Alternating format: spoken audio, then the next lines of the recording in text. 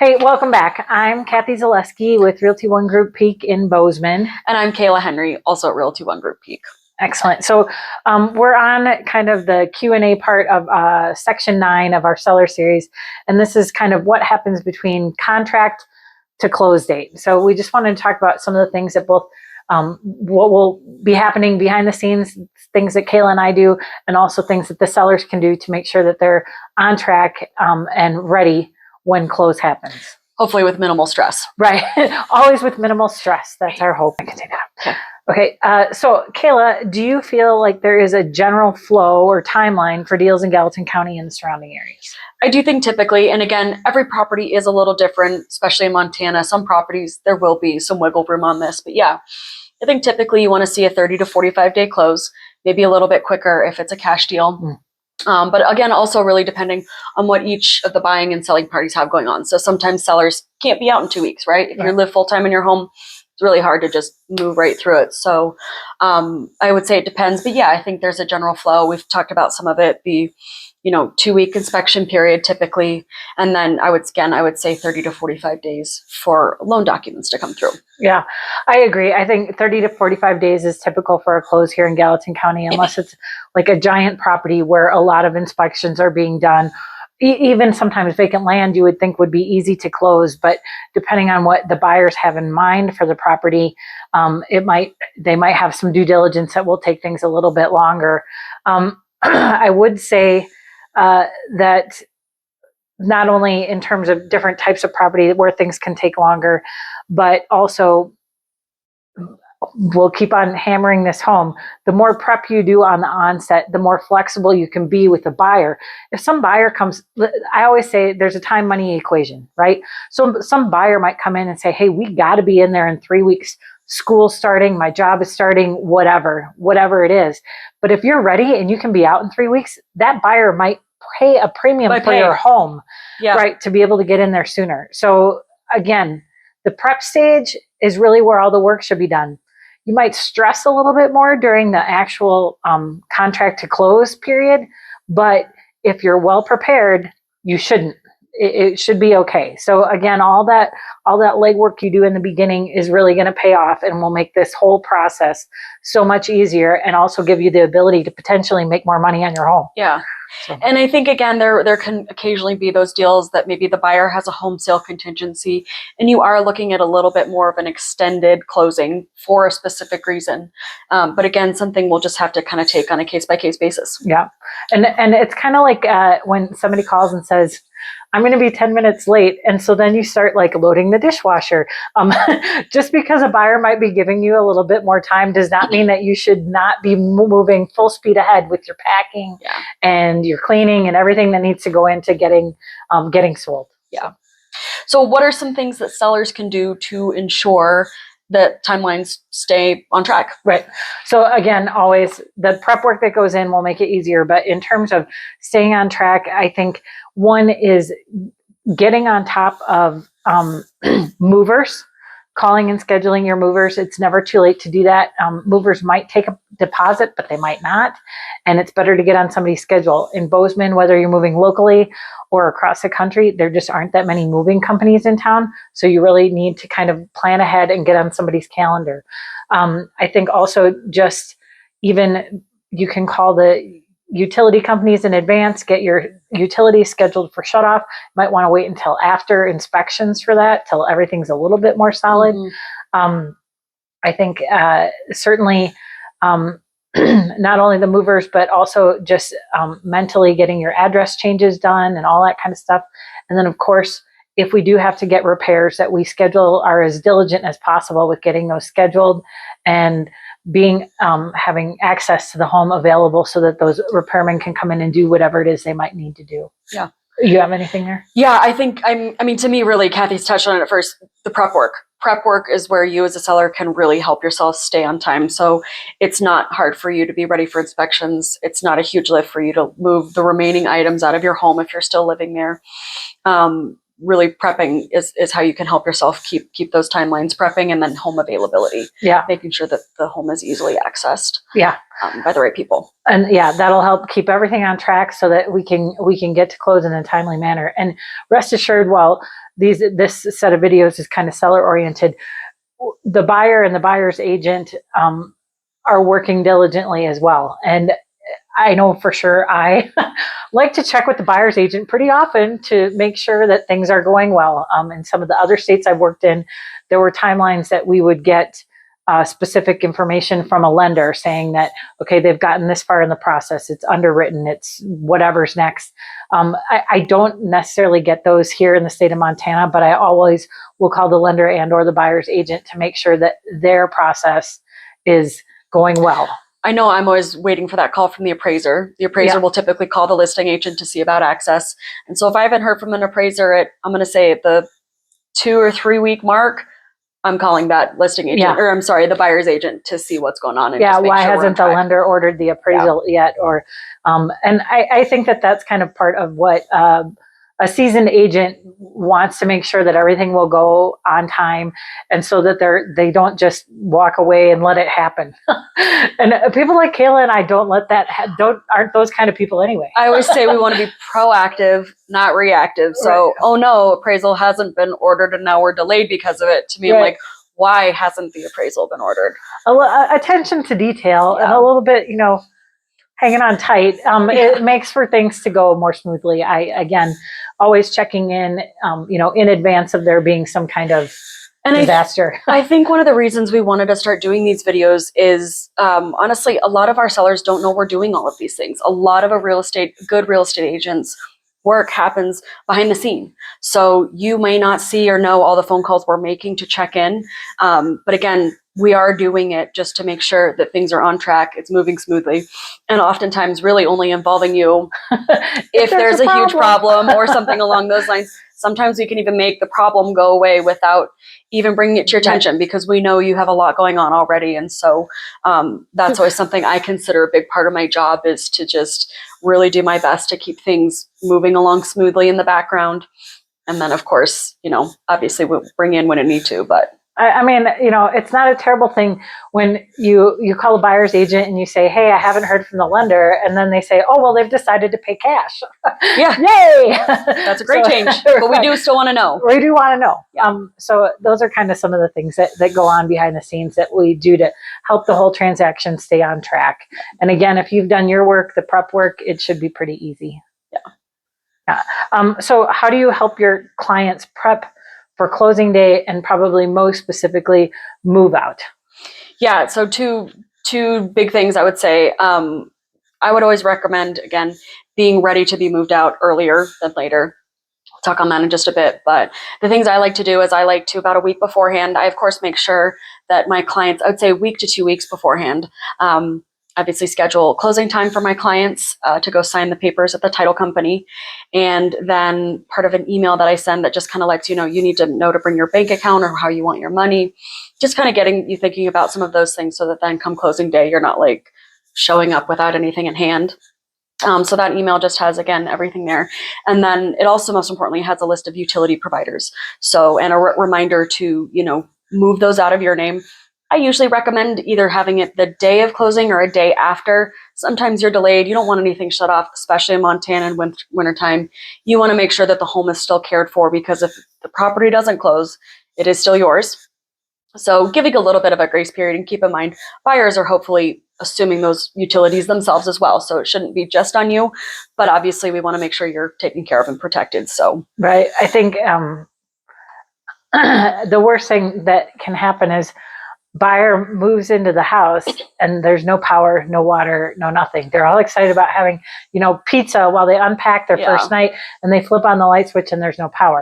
So some of that is the buyer's agent and the seller's agent, hey, my sellers have got the utility scheduled for this day. Are your buyers moving in right away, or are they not? And if not, can you please make sure that they've got those utilities, that they picked them up? Sometimes it's just one of those things that gets kind of forgotten until it's like, whoa, wait, we need to do this. Yeah. Yeah. And I would say same thing with mailbox keys, right? A lot of homes now have the cluster mailboxes. So as a seller, we need to let the buyers know where's their new mailbox, right? I think just having that really seamless handoff. So the buyers feel well cared for. Yep. And it's easy for you to just step away without too many, hopefully too many texts, the week after closing. Oh, by the way, where's this? I like to try again, get ahead of all that, get that information up front so that it's just nice and right. Seamless. It kind of goes all the way back to prepping for the listing. Like when you're doing a list of upgrades, create another list that's like, okay, this is the person that handles blows out our sprinklers in the fall, and this is a person that has maintained our koi pond, and this is the person that we use to put up our Christmas lights. Well, none of that is necessary. It is sure a really great thing to be able to leave behind with the buyers, and nothing's worse than having a mailbox key and going out and having to try and open 60 mailboxes to find your mailbox. So, or having to go to the post office, which here in Bozeman and Belgrade is a real nightmare, to try and figure out what box is actually yours. And I think most importantly too, really having that complete package. It's something you'll hear me talk about, and I'm sure you like it as well. It really gives buyers the impression, and it's true, that you've really cared for and loved your home when you can really present a nice, full, clean package. Really puts them at ease in a way that you can't put any sort of real value on, but trust me, it is incredibly valuable. Yeah. So, yeah. Yeah. So Kathy, when do sellers actually have to be out of their home? Okay. So you hit on it a little bit, and I think you absolutely should be out the night before. All your stuff packed and moved. If you need to stay in the place because you don't want to have a hotel room or whatever, which is fine, just plan on being on blow up mattresses. The buyer can do their walkthrough 3 days prior to close. And when they walk through, they expect it to be, pretty darn close to how it's going to be handed over to them. 95% packed. Yeah. And they should be able to see all the walls top to bottom. They should be able to look in the refrigerator, look in the oven, look at all the things to make sure that it is ready for transfer. While the standard is broom swept. That in our contract, I believe it does say broom swept clean. Nobody wants to move into a dirty house. Do a better job than that. Yeah. Yeah. Try harder. Yeah. You're going to be moving into something. You will expect that to be clean. You don't want to be horrified the night before, or if you've chosen to buy a project property, that's great, but you probably got a great discount on that. As a seller, you probably wanted top dollar, which means you should leave them a top dollar residence. I think that's that is kind of one of the biggest. It can be an overlooked thing. Same thing as we recommend for, again, showings and everything. Just having a really nice, clean home really just goes leaps and bounds for buyers. And just keeping in mind that everybody's definition of clean is a little different. Try and be on the higher side of that, because you just don't want to have there be any problems. Because again, it's rare. I've personally never seen it. Buyers can not sign the documents if they're not happy with the condition of the home. Yeah. It's not something, again, I've ever seen, but I do think it's a possibility. I had a closing like that last year. The buyers had asked for the home to be professionally cleaned. The sellers did not agree to that, but they agreed to clean it in a professional manner, which I warned them was very difficult because that is subjective. And the buyers were unhappy when they went for their walkthrough. So that meant that, we had to write a check to the buyers to cover the cleaning because we didn't fulfill our end of the contract. So yeah, just plan for it and be on top of it. Yeah. Just make it easy for yourself. Again, I always recommend hiring a professional cleaner anyways. Usually the last thing you want to do after you've spent all this time packing up your stuff, your boxes, getting it loaded, moving, all of that, you don't want to go back and clean the house top to bottom. Just hire. It's money well spent, in my opinion. Well, you'll thank yourself for it. Yeah. And with that in mind, going back to like the original question, when do you need to be out? Well, it'd be best if you were out at least a day prior to closing so that those professional cleaners can go in and clean everything while all your stuff is gone. Yep. That ensures that the buyer can't be unhappy, theoretically. Yeah. But I think, sellers should really plan on being out of the house the day before closing. And even sooner, if you could be, if you could be out before they do their walkthrough, that's great too. Plan for a day or two just so you're not stressing yourself out. Things always end up being delayed. Just again, the less stress you can put on yourself, the better you'll be off. You absolutely should not be planning on moving out the day of close. 100%. That property could record as early as 9 a.m.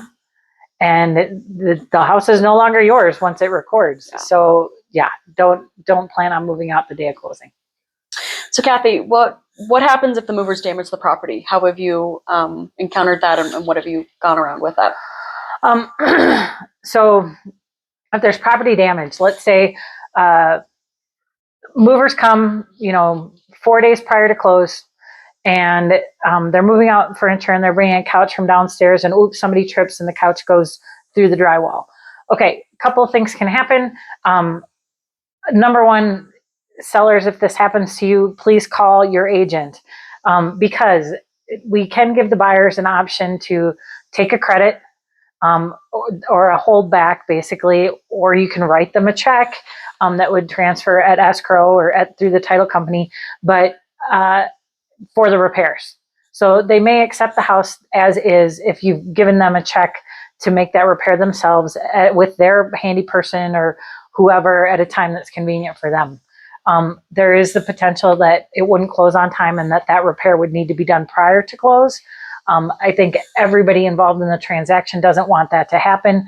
Buyers have certainly made their plans in terms of moving in or canceling, moving out of their apartment or other home, or maybe they've been in transition anyway. So everybody's excited about closing date. Nobody likes to postpone that.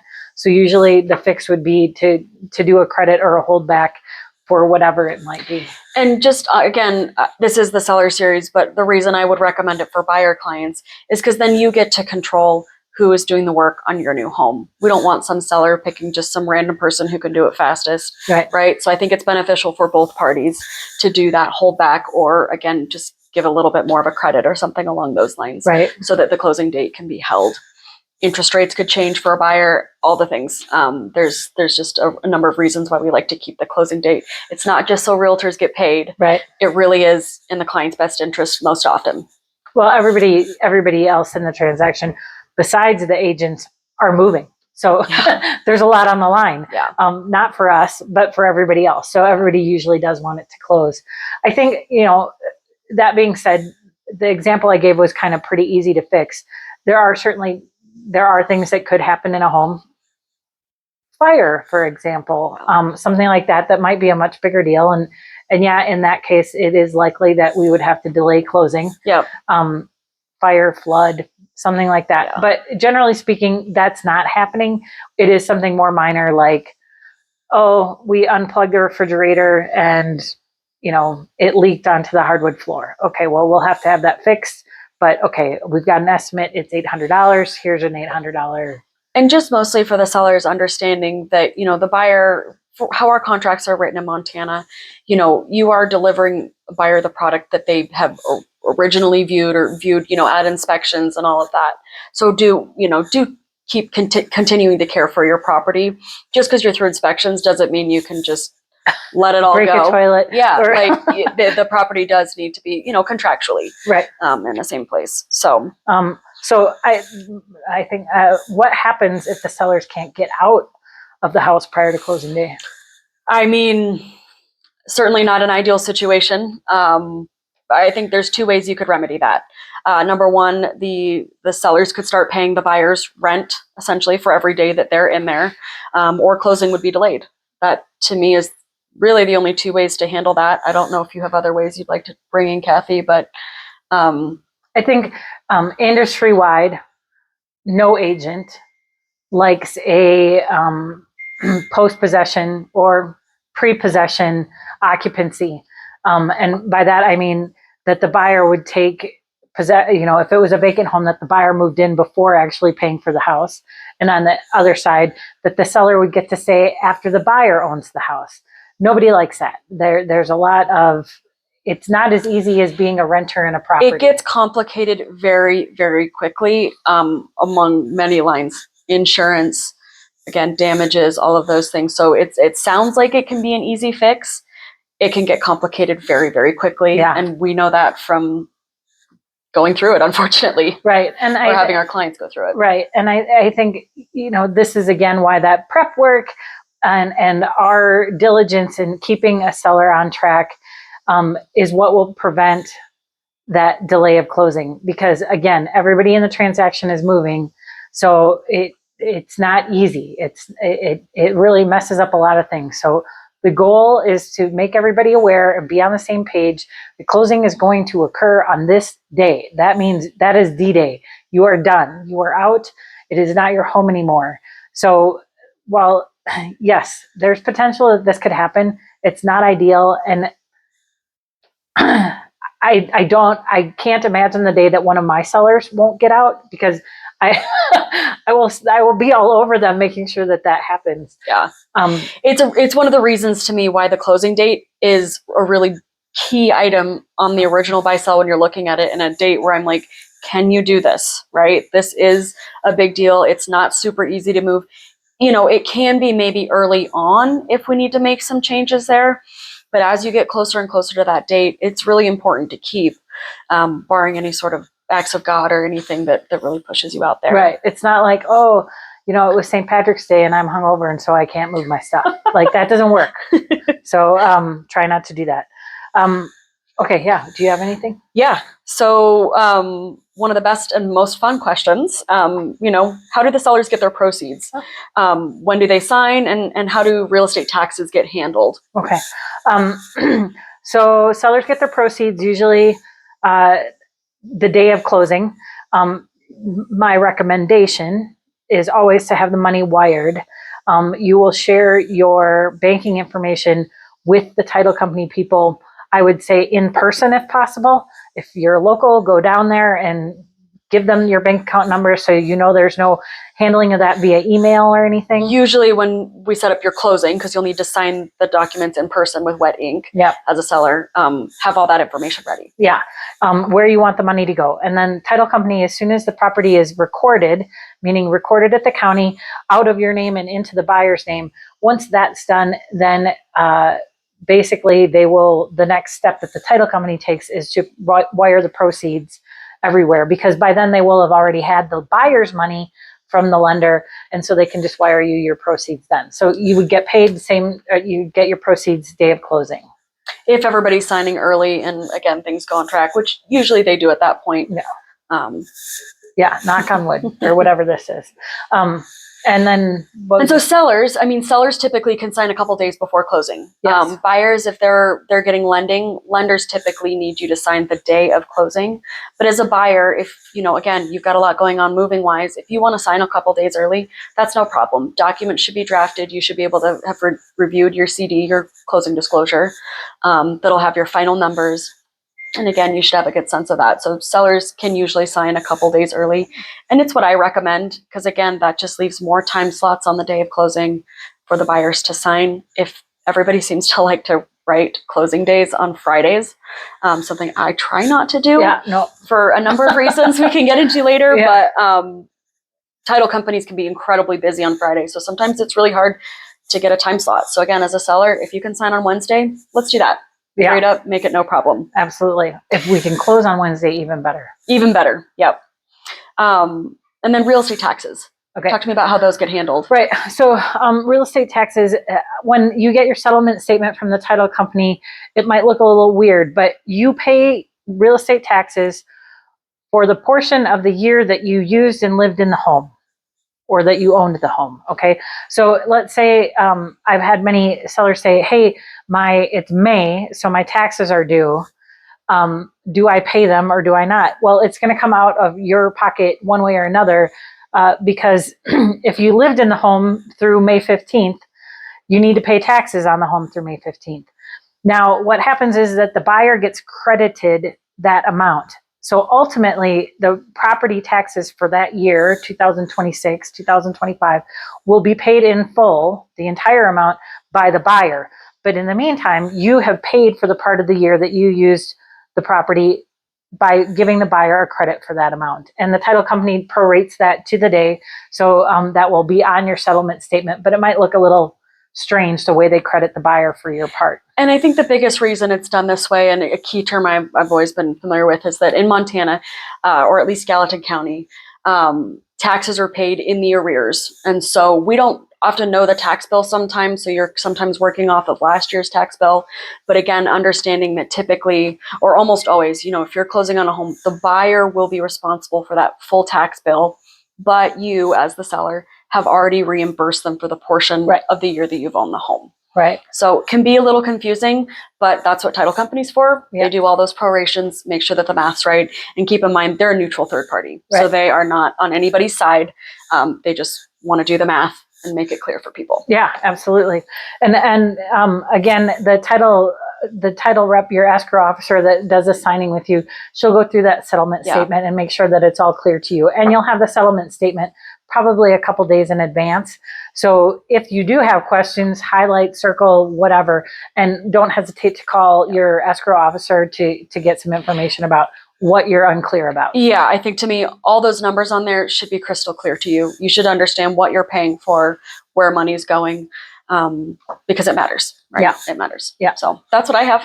I think no more, we didn't have the keys part. We don't have any key questions here. Okay. I Or think maybe that's you in the have next one. Foreshadowing. Okay. So thanks so much again for tuning in. And our next one will be kind of about closing day and what to expect specifically. And I think like key handovers and things like that. So thanks again, and we'll see you soon. Thanks. Bye.